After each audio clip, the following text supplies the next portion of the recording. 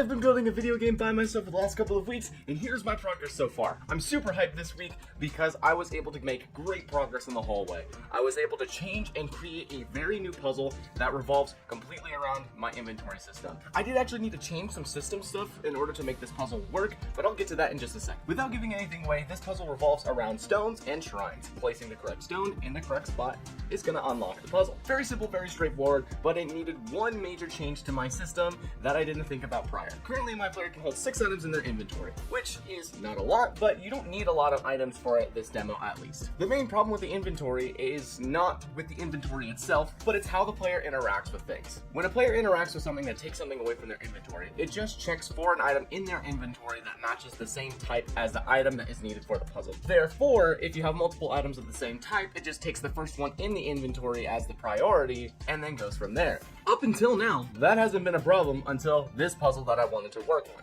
If you have 8 tablets that all work on 8 different shrines, and you need to place them in the correct order, then you're going to need to be able to place one tablet in a different spot than where you picked it up from. Problem is, when you pick up that tablet, it gets saved into the first slot of your inventory, and then when you pick up another one, it doesn't really work out as well as I want it to. While I'm recording this, I'm currently in the process of trying to make a system where the selected item in the hotbar that the player has is actually the main interactable item that can be used on said things. Before I cover what I want to do next week, I just want to take a quick moment to say thank you to everybody who has been supporting this series. Since I started doing this series, I have gained 50 new subscribers on YouTube. I have now over 35,000 views in my entirety of my channel and over 1,000 hours watched on my channel.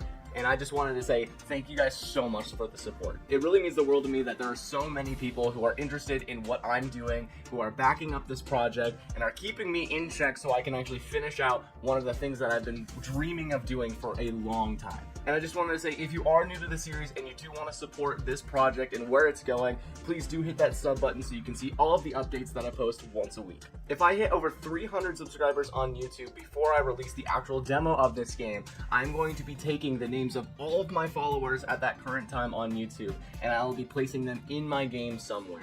It'll be a cool little Easter egg thing, because if you are subbed to me and then you do end up playing my game, you can actually explore through the demo and try to find your name written on one of the walls, on the floor, just somewhere amongst my game. I think that would be really, really cool to do, and I am all for doing it. Anyways, what I plan to do for next week is to finish the interaction system that works with my hotbar, so that the selected item is the item that is interacted with or used for the interaction. From there, I hope to be able to finish the tablet puzzle that I'm working for the hallway and then get started on a new one for next week. That is all for this week's update. Stay tuned to next week where I make those changes.